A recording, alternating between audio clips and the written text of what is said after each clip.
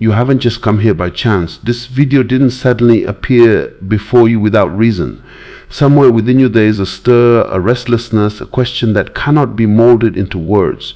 You look normal from the outside, but inside there is a voice that speaks constantly, frightens you, shows you the future, and repeats the past over and over.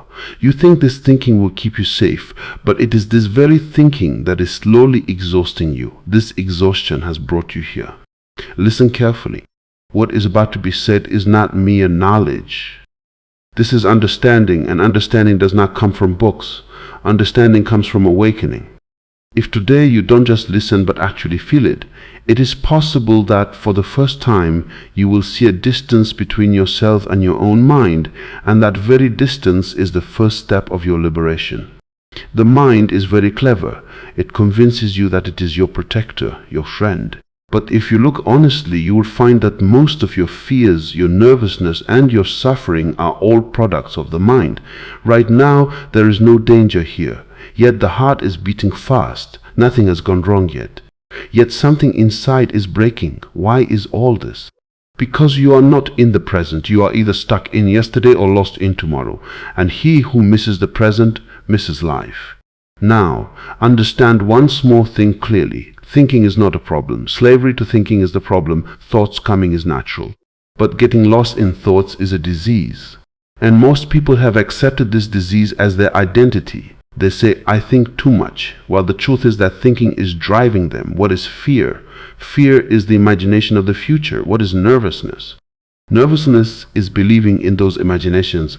The mind is like a film projector. It keeps throwing scenes on the screen: failure, insult, illness, loneliness, death. And you forget that this is just a screen, not reality. You get so immersed in that film that you forget the spectator sitting behind the screen.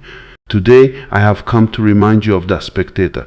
Whenever fear comes next time, don't fight it, don't run away. Sit down with closed eyes and see where the fear is. Is it in the hands? No. Is it in the eyes? No. Is it in the stomach? Perhaps a tingling sensation, but look closely. That tingling is also changing. That which is changing cannot be you. This is the first understanding. You are not the fear, you are not the nervousness, you are not the thought. You are the one who is seeing all of this, but the mind does not like this. As soon as you start watching, the mind says, what will come of this? This is useless. Your problem is very big.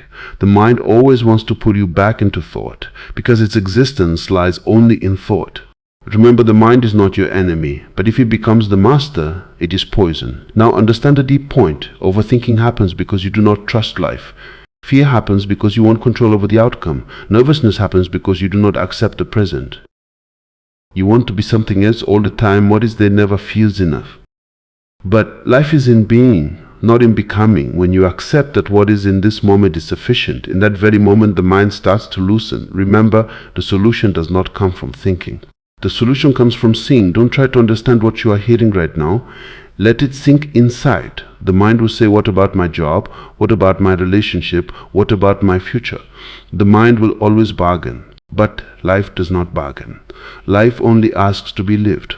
If you found anything true in this video today, if anything touched you, then do one small task. In your thoughts, just write one word. I am watching. The mind is very ancient. It is older than your birth. It contains not just your fears, but the fears of your parents and society from centuries ago. Therefore, when you think that this is my fear, you are in an illusion. This fear is not personal, it is collective. You are just carrying it. The mind's entire game is with time. It either pulls you into yesterday or into tomorrow. The present is the most dangerous place for it because it has no existence in the present. Look carefully. When you are fully in this moment, thinking stops on its own. No effort is required. No fight is necessary. But the mind is very clever. It sells the future in the name of preparation. It says, if you think now, you won't suffer later, and you believe it.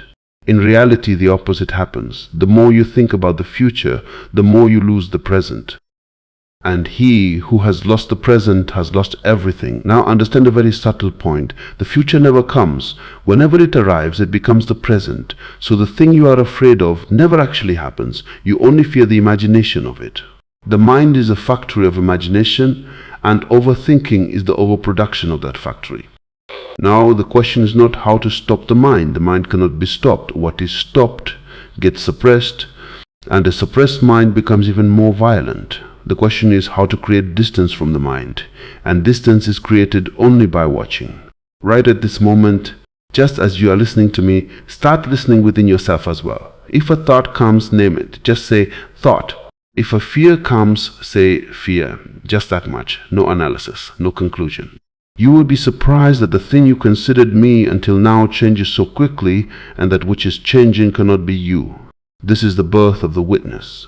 Nervousness comes when the mind takes possession of the body. The heart beats fast. Breathing becomes shallow. Perspiration occurs, and you say, I am nervous.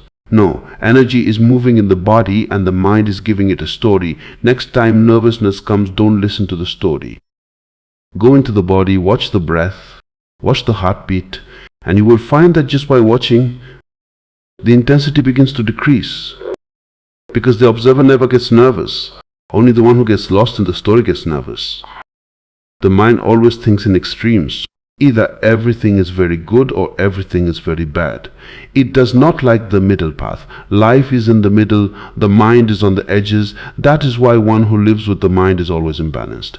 Sometimes very excited, sometimes very disappointed. Balance comes when you live not by the mind, but by consciousness. Understand one more thing, your mind is not deceiving you. It is doing exactly what it has been trained for. Society has raised it on fear. School has taught it comparison. Family has given it expectations. Now, if you're awakening, it is your responsibility to make the mind a servant instead of a master. A servant is useful, a master is destructive. Whenever a thought comes, don't ask what is right. Just see, is it now? If it is not now, let it go. Life is now, breath is now, this moment is now, and there is no problem in what is now. Problems always come with time, either from the past or from the future. By identification, this is where the real confusion begins. You think that you are the fear, you are the worry, you are the overthinking. In reality, you have made all of these your identity. Someone says, I am very emotional. Someone says, I think a lot. Someone says, it's my nature to fear. Pay attention. These are not sentences, these are chains. You have put them around your neck yourself. Identity is very sweet. It gives you security for security. At least you know who I am. But life does not like identity. Life is a flow, and identity is frozen ice. When you say, I am like this, in that very moment, you die. Breath continues, the body moves, but the possibility of something new happening inside ends. Now understand a very evolutionary point. You have no permanent identity at all. What you are today, you will not be tomorrow, and this is not a matter of sadness. This is liberation. Fear does not haunt you because it is powerful. Fear haunts you because you call it mine. As soon as you say, my fear, you have given it a home. But fear never says, I am yours. It is you who are showing belongingness. Right at this moment, look inside. A thought is running. If I ask, who is seeing this thought? Then suddenly a void will be felt. That void is your true nature. The mind does not like it because in that void the mind has no face, no name. The mind lives by names. Society lives by names. But existence lives not by name, but by silence. You were taught since childhood, tell your name, tell your identity, tell your achievement. No one ever taught you to feel yourself without a name. That is why when you are alone, when there's no one watching, the restlessness increases, because the identity needs a spectator. Nervousness often comes when the identity is in danger. If I fail, if people think less of me, if my control is gone, pay attention. This is not the fear of life. This is the fear of the image. Life doesn't care. Life keeps flowing. But your created image starts trembling. Now do an experiment. Next time fear comes, don't ask yourself, why am I afraid? Ask, which identity is in danger? Clarity will come immediately. Sometimes it will be the identity of being a good person, sometimes a successful person, sometimes a strong-looking person. And as soon as you see the identity, the fear starts to loosen because identity can be seen, and that which can be seen cannot be you. This understanding is very peaceful. There is no excitement in it, no intoxication. But this understanding slowly shakes the entire empire of the mind. The root of overthinking is this. You are constantly trying to save your identity. You have to look successful in the future. You have to be proven right in the past. In the meantime, life slips away. Remember, life does not need your identity card. You are complete even without any label. The day you see this, fear will stop chasing you, because fear needs a me to stay, and you have loosened the me. So this is where the talk descends below thought. Until now, whatever was said, you could understand it, believe it, or even disagree with it. But what is about to be said can only be experienced. There is a difference between understanding and experience. Understanding belongs to the mind. Experience belongs to existence. You understand many things, that fear is useless, that overthinking causes harm, that nervousness is just a game of the mind. Yet fear comes, yet thinking continues. Why? Because understanding is still on the surface. Experience has not reached the root. Experience begins when you stop trying to change something. Now listen carefully, because the mind will not like this. Your problem is not that there is fear within you. Your problem is that you want to remove the fear. The desire to remove it is what gives strength to the fear. When you say, I don't want fear, in that very moment you accept that fear is important. Whatever becomes important in life becomes the center. There's only one way to remove fear from the center, to experience it fully and unconditionally. This does not mean drowning in fear. It also does not mean fighting fear. It means seeing fear exactly as it is, neither good nor bad, neither right nor wrong. Just seeing. Just seeing sounds very simple, but it is not simple, because until now you haven't seen anything in life just as it is. You have always added opinions, memories, future, comparison. When nervousness comes, the energy in the body intensifies, the heart beats fast, breathing changes. Until now, you called this a disease. Now, call it an experience. Next time nervousness comes, sit down. Don't try to do anything. Don't even change your breath. Don't even do positive thinking. Just feel. Let whatever is happening in the body be seen from within. You will see that initially the fear will increase, because for the first time you are not running. But after a while, something wonderful will happen. The fear will start to break, because fear lives on food, and its food is your resistance. Just as fire gets air, fear gets your reaction. Experience means no reaction. This is not a technique. Techniques are needed by the mind. This is a courage, the courage to stop within oneself. Now, another deep point. Overthinking doesn't stop because you think. Overthinking continues because you want to avoid thought.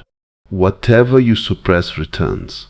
The mind is not tiring you. The mind is showing your fatigue. When you descend into experience, a distance slowly begins to form. You find that thought is running, but you are not moving. Fear is coming, but you are not breaking. Nervousness is there, but you are not lost in it. This is stability. Stability does not mean being stagnant. Stability means the center being immovable. There can be a storm outside, but in the depth within, peace remains. Yeah, you understand, peace is not a state. Peace is your nature. You don't have to achieve it. You have just moved away from it, like clouds covering the sun, but the sun does not disappear. Fear, thought, nervousness, all these are clouds. Experience is that moment when you stop fighting the clouds and remember the sky. When this experience deepens, a strange ease begins to come into life. You do the same work as before, but the burden is gone. You think, but thought does not drive you. You plan for the future, but you do not live in the future. This is balance, and this is not the life of some monk. This is the life of an awakened human being. Remember, you don't have to reach anywhere. You are already there. Just allow the experience. Silence. You have often misunderstood this. You think silence means stopping speaking, running away from noise, sitting somewhere with eyes closed, but this is not even the shadow of silence. True silence does not stop by speaking. True silence does not come from the stopping of thought either. True silence manifests when you stop reacting from within. Pay attention. Your restlessness is not from sound. Your restlessness is from reaction. Someone says something to you and you are shaken inside. Some circumstance changes and you start breaking inside. This breaking is not because of noise. This breaking is because there is no silence within. Silence is not a practice. Silence is not a goal. Silence is the state when you accept life as it is. And accept is a very deep word. Acceptance does not mean giving up. Acceptance means leaving the fight. Now understand a very subtle point. Overthinking happens when the mind is afraid of silence. Because in silence, the mind has no existence. The mind lives in words, in thoughts, in logic. In silence, it surrenders. Therefore, as soon as a little peace comes inside, the mind immediately starts thinking of something, an old memory, a coming fear, some incomplete matter. The mind says something must keep running, but life does not need anything to run. Life runs itself. When you stay in silence for the first time, you realize that you don't have to control everything. The root cause of nervousness is this hunger for control. You want everything to be according to you, but existence does not move according to you. Existence moves by its own laws. The day you accept this, a deep peace begins to descend within. Silence does not mean that fear will not come. Fear will come, but in silence, fear will not be able to stay, because fear needs dialogue. Fear needs a story. In silence, the story dies. When fear comes and you remain quiet, neither running, nor fighting, nor explaining, then fear gets tired of itself. This is a wonderful experience. Fear comes, stays for a while and leaves, and for the first time you see this was not permanent at all. Your whole life will be spent in this illusion that what is running inside is me. Silence shows you that what is running comes and goes, and the one who sees is stable. Now understand, silence does not mean being void of emotions. In silence, emotions become even deeper. In joy, a stability comes. In sorrow, an understanding comes. Before, you used to cry and break. Now you cry but do not scatter. This is the difference. Silence does not cut you off from life. Silence connects you to life. You do the same work. You live in the same world. But a center is formed within, and the person who starts living in the center is not haunted by overthinking, because now thought is no longer the center. Thought has become a tool. Remember, when thought is the master, it becomes poison. When thought is the servant, it becomes a blessing. Silence makes thought a servant. Now, one more depth, don't try to catch silence. That which is caught is not silence. Silence comes only when you let go. Let go of expectations, results, worry for the future. You say, what is? This sentence is very revolutionary because there is no complaint in it, and where complaint ends, silence begins. Now you can understand why wise people speak less, why there is peace in their eyes. They live silence is not found in some cave. This silence can be found in the marketplace too. Just one condition, stop running from within. Now until now we have seen thought, we have seen the mind, we have seen identity, we have lived experience, and now we have touched silence. Life. Now it's not about any thought, any practice, or even any understanding. Now it's about living. Until now, whatever was heard, if it remains only heard, it has no meaning. Truth becomes truth when it descends into your walk, is seen in your eyes, and manifests in your speaking and your silence. Life is not a problem to be solved. Life is a mystery to be lived. But you have made life a puzzle. Every moment you ask what is right, what is wrong, what will happen next. In this crowd of questions, life was left behind somewhere. Now understand one last point very carefully. Fear, nervousness, and overthinking are not your enemies. They are signals. Signals that you are not living life. You are trying to control life. The day you give up control, that very day fear loosens. Giving up control feels very scary because the ego's entire existence depends on control. But life is bigger than ego. When you say, I don't know what will happen next, and yet remain at ease, in that very moment, you are with life. Life needs trust, not logic. Now this doesn't mean you don't remain responsible. There's a difference between responsibility and worry. Responsibility is in the present. Worry is in the future. You do your work, do it with full awareness, but leave the outcome to life. This leaving is not weakness. This is supreme courage. Nervousness comes when you start leaving the outcome beforehand. You suffer failure in advance. You endure insult in advance. Life is not that cruel. Cruel is your mind. Now understand, a peaceful person is not a special person. He just does this much. He lets what is happening happen. He swims in the flow. He doesn't fight the current. And he who fights the current gets tired. He who flows with the current reaches the ocean. Problems will come in life. Sorrow will come. Loss will occur. But now the difference will be that you won't break. You will feel, but you won't scatter. You will cry, but you won't get lost, because now your center is not outside. Now, your center is within. This center is made of silence. This center is made of awareness. Now overthinking will come, but you will recognize it. You will say, this is thought, not me. Fear will come, but you will see it.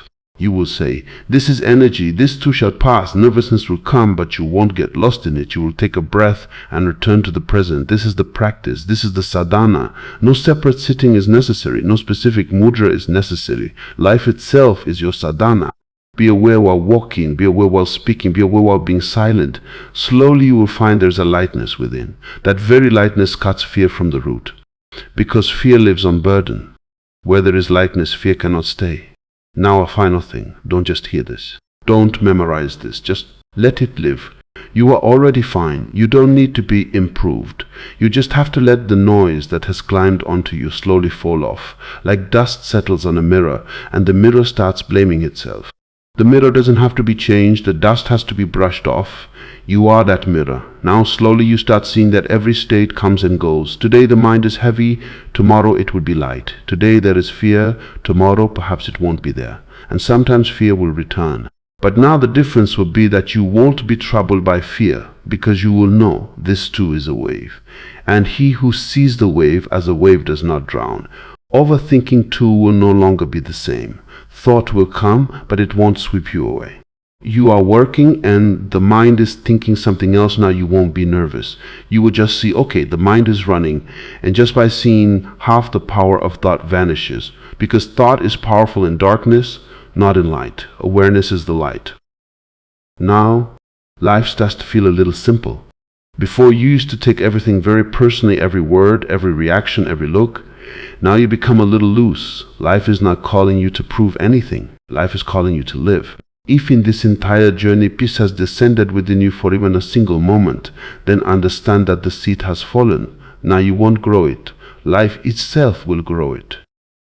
And one day you will suddenly find that fear has been left far behind, nervousness has become meaningless, and thinking is now just a tool. This is freedom, this is liberation, this is life.